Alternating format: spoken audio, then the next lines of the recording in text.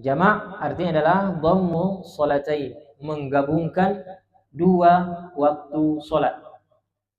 Ya. Menggabungkan dua waktu sholat. Yang dijamak, sholat yang dijamak adalah sholat wajib, bukan sholat sunnah. Ya, tidak boleh menjamak sholat sunnah. Misal, sholat sunnah qobliyah maghrib dijamak dengan sunnah qobliyah atau sholat ba'diyah maghrib, atau ba'diyah maghrib setelah ba'diyah isya, sholat sunnah setelah isya digabung dijamak dengan sholat sunnah sebelum sholat subuh. Itu tidak boleh, karena pembahasan jamak menggabung sholat hanya dalam masalah sholat wajib, sholat fardu.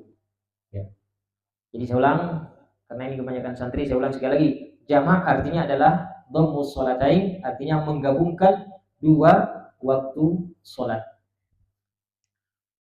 Di antara dalil bolehnya atau dianjurkannya menggabung dua waktu sholat adalah apa yang diriwayatkan oleh Imam Bukhari dari sahabat Ibnu Abbas radhiyallahu anhu.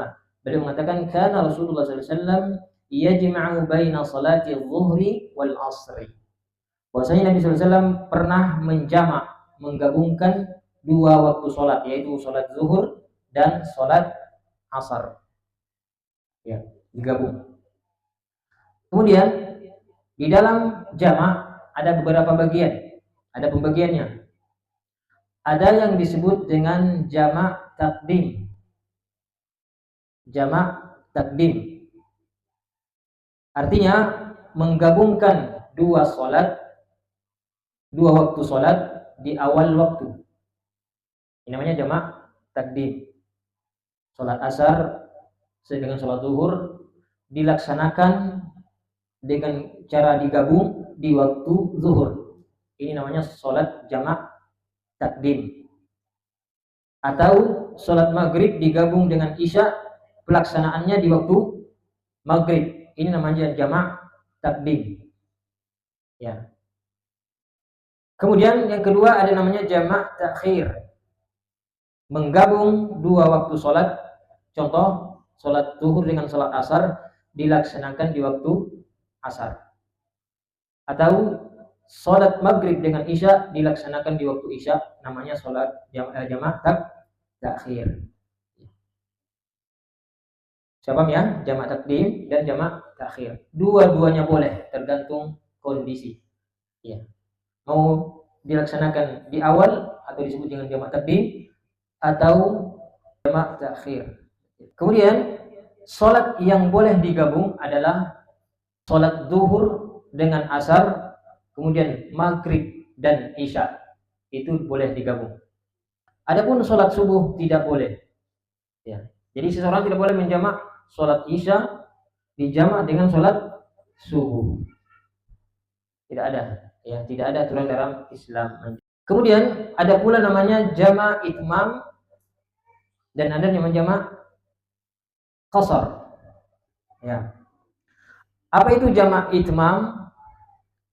Jamak itmam adalah penggabungan dua waktu sholat dilakukan dengan cara sempurna, dengan rakaat sempurna. Saya ulangi, jamak itmam adalah menggabungkan dua waktu sholat dengan sempurna rakaatnya. Contoh, ya, bil misal yattadhi al-maqal, kata orang Arab. Dengan contoh biasanya jelas penjelasan. Maghrib dijamak digabung dengan sholat isya, pelaksanaannya rakaatnya sempurna.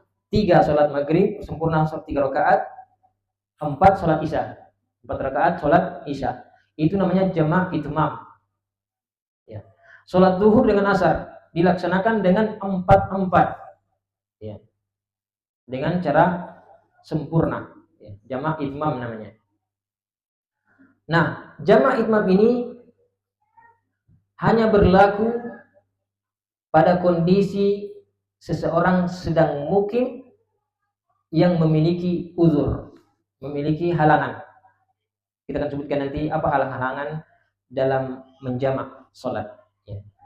Kemudian yang kedua ada namanya jamak qasar. Jamak qasar adalah menggabungkan dua waktu sholat dengan rakaat tidak sempurna. Ya, rakaat tidak sempurna.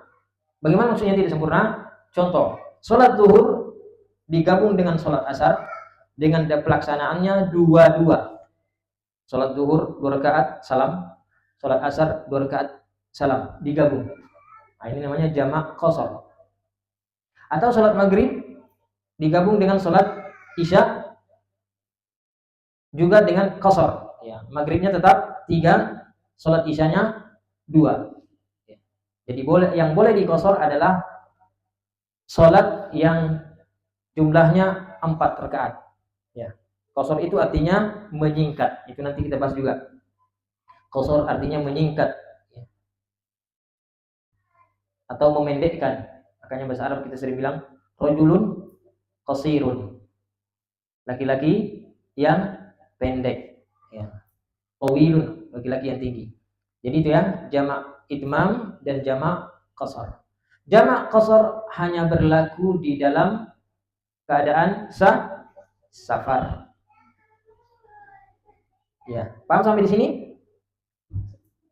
Ya, jamak qasar menggabung sholat dengan cara menyingkat atau memendekkan rakaat yang jumlah 4 rakaat menjadi 2, itu hanya berlaku di dalam kondisi sedang safar.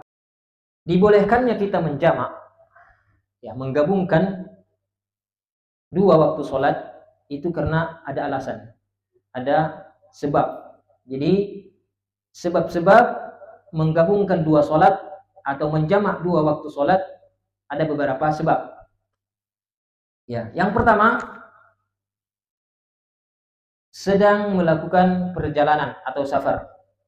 Ya, ini orang yang musafir, orang yang melaksanakan perjalanan jauh, baik itu dalam urusan bisnis, urusan ibadah, umroh, haji, dan lain-lain sebagainya, atau sekedar ziarah keluarga, maka kondisi seperti ini dibolehkan seseorang menggabungkan atau menjamak 2 waktu sholat. Cuma masalahnya musafir dianjurkan diringkas, tapi tidak selalu dijamak. Ya, itu yang disebutkan oleh Syekh Al-Utsaimin rahimahullah ta'ala. Alasan kedua dibolehkannya menggabung 2 sholat adalah hujan. Hujan lebat, hujan deras, dan lain sebagainya. Atau yang sejenis dengan alasan hujan, banjir atau jalanan rusak dan sebagainya, dibolehkan. Kemarin waktu masa corona pernah kami di perusahaan sering menjamak sholat alasan corona. Jadi maghrib, isya dijamak, zuhur, asar dijamak, dengan berbagai alasan. Ya, hujan deras boleh menjamak sholat. Bagi yang mungkin tadi 4-4, ya, kalau musafir sudah jelas. Demikian pula termasuk alasan dibolehkannya menjamak adalah ketika terjadi banjir, ya, kebakaran misal, ya, yang bisa menghalangi seseorang untuk melaksanakan sholat.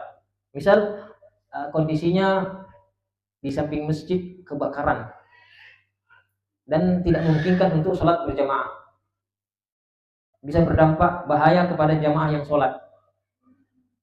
Jadi dalam kondisi ini boleh dijamak. Misal kebakarannya dimulai pada saat zuhur, kebakarannya tidak selesai sampai asar, boleh dijamak. Ya, intinya jamak ini adalah dibolehkan dalam kondisi yang sangat kondisi seseorang susah untuk melaksanakan sholat. Ya. Termasuk di sini disebutkan oleh para ulama ketika angin kencang. Ya. Ada badai yang membuat seseorang membahayakan diri ketika pergi ke masjid, maka dibolehkan menjamak. Antara dalilnya Rasulullah SAW sebagaimana disebutkan oleh Ibnu Abbas, jama'a Rasulullah SAW baina adh-dhuhri wal 'ashri wal maghrib wal isya bil Madinah fi ghairi khaufin wala matar. Rasulullah pernah menjamak salat zuhur, asar, maghrib dan isya di kota Madinah tanpa alasan takut dan hujan. Ya, sekedar menjamak tanpa alasan karena takut atau hujan. Ada alasan lain. Ini disebutkan oleh Imam Ibnu Abbas radhiyallahu taala anhu. Ya. Kata beliau melakukan seperti ini agar tidak memberatkan umatnya. Termasuk di sini bolehnya menjamak, menggabungkan dua sholat, baik dalam safar ataupun mukim, adalah capek, sakit yang sangat berlebihan. Ya, kata Syekh Al-Utsaimin, amma idza kharaja al-insanu mut'iban wa kana la yastati'u an yabqa mustaqidan ila al-'asr fala ba'sa an yajma'a al-'asra ila adh-dhuhri wa yanam. Ya. Seseorang yang merasakan capek, yang sangat capek, dan dia tidak bisa tinggal atau melanjutkan sholat setelahnya, melaksanakan sholat setelahnya, fala ba'sa ay yajma'a baina asr ila dhuhr, maka tidak mengapa dia gabungkan sholat asar ke zuhur. Tapi kembali lagi, kondisi sakit atau kondisi susah dikembalikan kepada pribadi masing-masing, dalam artian yang mengukur dan mengetahui kondisi capeknya seseorang itu adalah orangnya sendiri. Baik. Terakhir, jamak. Masih berkaitan dengan jamak. Jamak dianjurkan tertib dalam menjamak. Ya, maksudnya dalam menjamak sesuaikan dengan urutan sholat. Ya. Kalau kita mau jamak sholat zuhur dengan asar, maka kita mengerjakannya zuhur dulu baru asar. Baik itu di awal jamaah takdim ataupun di akhir jamaah takhir. Tetap selalu yang didahulukan adalah sholat yang lebih dulu waktunya. Kita mau gabung zuhur dan asar, kita ingin pelaksanaannya di waktu asar, maka yang didahulukan adalah sholat zuhur. Atau kita sholat maghrib dan isya, kita sholat jamaah takhir, pelaksanaannya di waktu isya, maka tetap didahulukan sholat maghrib. Ya, terkecuali, nah ini ada pengecualian, ada lagi, tapi sini beda pendapat. Kecuali kalau kita ikut bergabung di suatu masjid, kita ini belum sholat isya, misal, belum sholat maghrib, kita gabung masuk di sholat isya, maka di sini ada beda pendapat ulama. Ada yang mengatakan karena kita belum sholat maghrib, kita kemudian gabung dengan sholat isya, maka kita niatnya sholat maghrib. Di rakaat ketiga kita menunggu salam. Ini pendapat pertama. Ada yang mengatakan kita kalau ikut berjamaah meskipun kita belum sholat maghrib, kita berjamaah isya, maka kita tetap melaksanakan sholat isya karena kita mengikuti jamaah. Ya, ada hadisnya. Idza uqimatis sholatu fala sholata illa dzalika shalah. Kalau telah ditegakkan sholat, maka tidak ada sholat kecuali sholat itu.